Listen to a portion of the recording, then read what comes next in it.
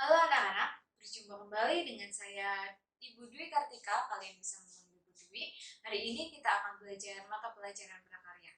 Pesan Ibu, latihlah keterampilan kalian dan banyaklah membaca untuk menambah wawasan. Mari kita ikuti materi pada hari ini. Dengan pembahasan mengenai kerajinan tekstil, hari ini kita akan belajar mengenai teknik dari kerajinan tekstil. Teknik-teknik di dalam kerajinan tekstil berarti cara di dalam mengolah kerajinan tersebut. Beragam cara digunakan supaya menghasilkan produk kerajinan yang menarik. Apa saja cara-caranya? Mari kita simak materi berikut ini. Teknik kerajinan tekstil yang pertama yaitu kerajinan batik. Ya, batik. Siapa yang tidak kenal? Orang Indonesia pasti mengenal mengenai batik. Batik sudah dikenal di seluruh dunia.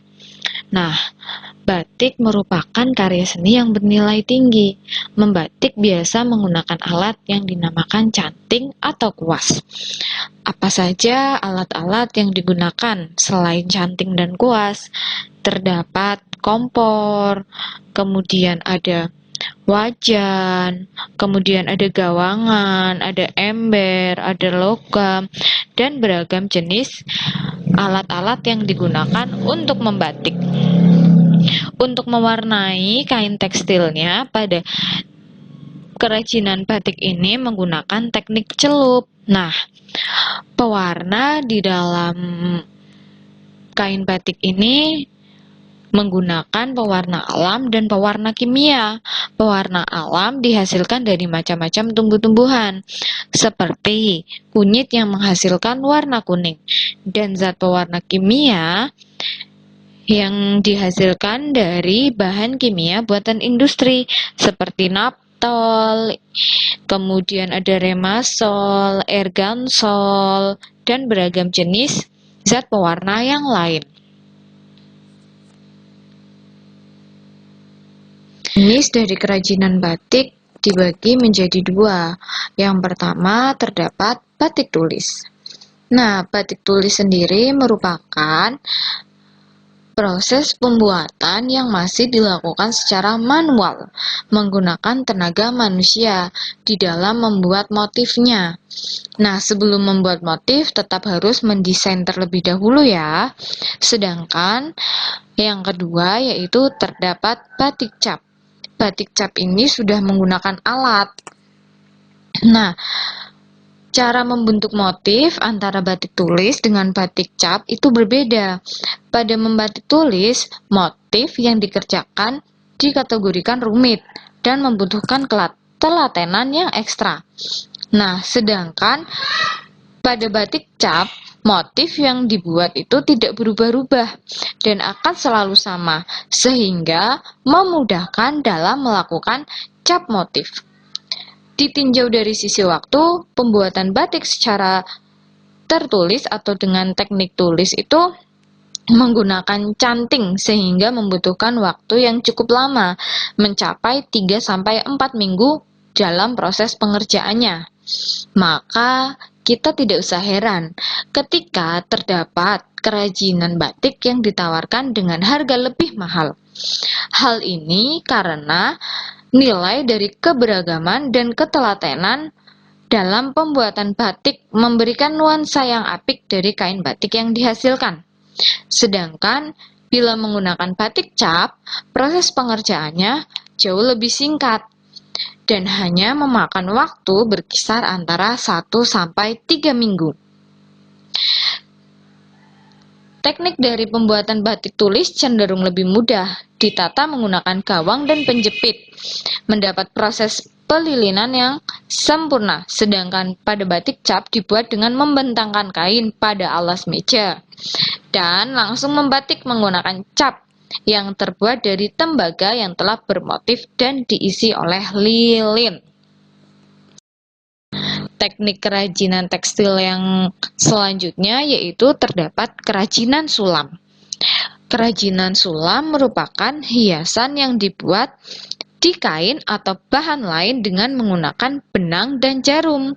Selain menggunakan benang, bordir atau sulam bisa menggunakan bahan lilin seperti manik-manik, logam, payet, bahkan bulu burung. Kerajinan sulam terdiri dari berbagai jenis tergantung dari apa yang dihasilkan pada kerajinan tersebut. Ada sulam terawang, ada sulam timbul, ada sulam datar, dan beragam jenis kerajinan sulam yang lainnya. Nah, kerajinan yang selanjutnya yaitu kerajinan jahit perca.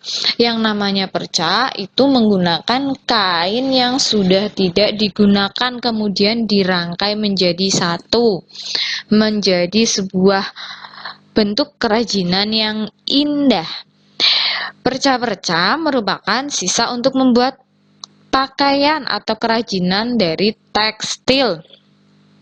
Jahit perca merupakan proses dari pembuatan suatu produk tekstil dengan menggunakan bahan-bahan potongan kain yang digabungkan dengan cara dijahit mengikuti pola yang direncanakan.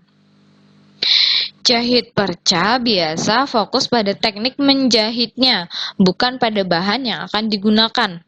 Untuk mengetahui tentang perca, kita dapat melihatnya pada kehidupan sehari-hari.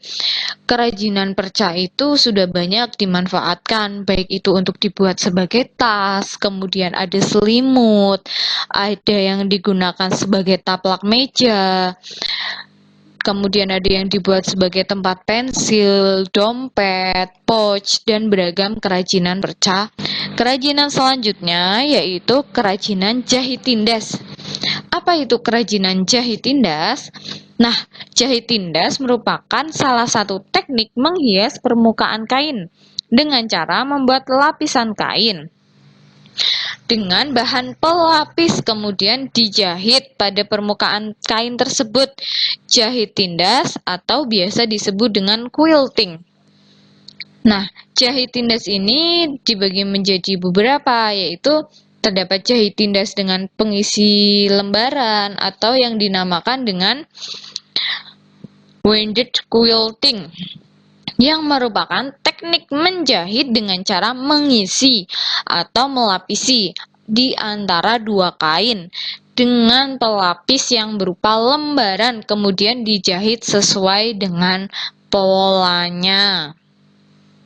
Nah, yang kedua, jahit tindas pengisi susulan merupakan teknik dari menjahit tindas datar, tetapi pada bagian tertentu ditambahkan isian susulan seperti busa atau dakron untuk mendapatkan kesan yang lebih menonjol. Contohnya pada bantal, kemudian ada boneka. Yang selanjutnya yaitu jahit tindas pengisi tali. Pada prinsipnya sama dengan pengisi susulan. Pada bedanya, ini menggunakan tali. Penyelesai jahit bisa menggunakan mesin atau tangan. Nah, yang selanjutnya yaitu terdapat kerajinan cetak saring.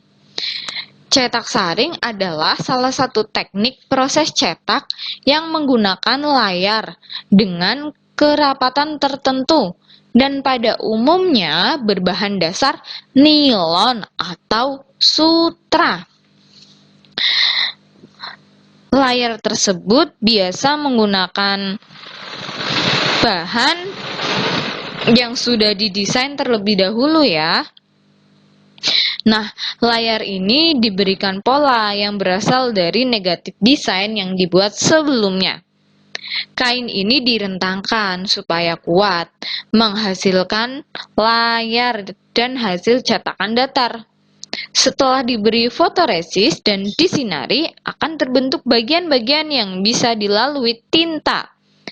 Dan tidak salah satu contoh dari kerajinan cetak saring adalah sablon.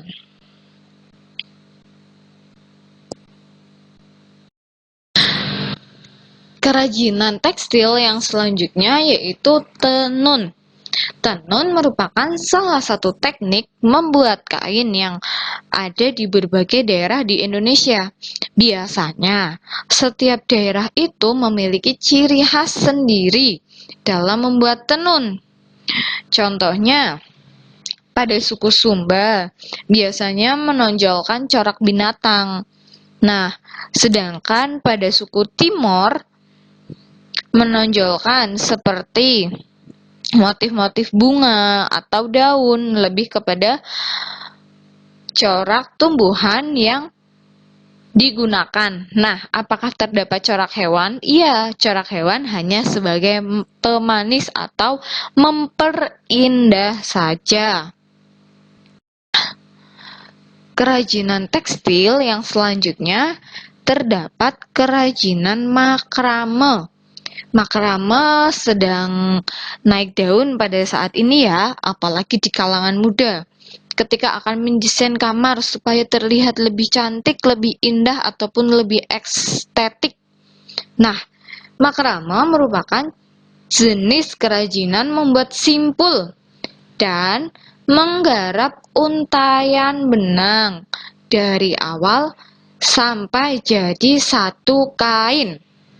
Hasil kerajinan makrame mempunyai fungsi, kekuatan, dan keindahan yang berbeda-beda.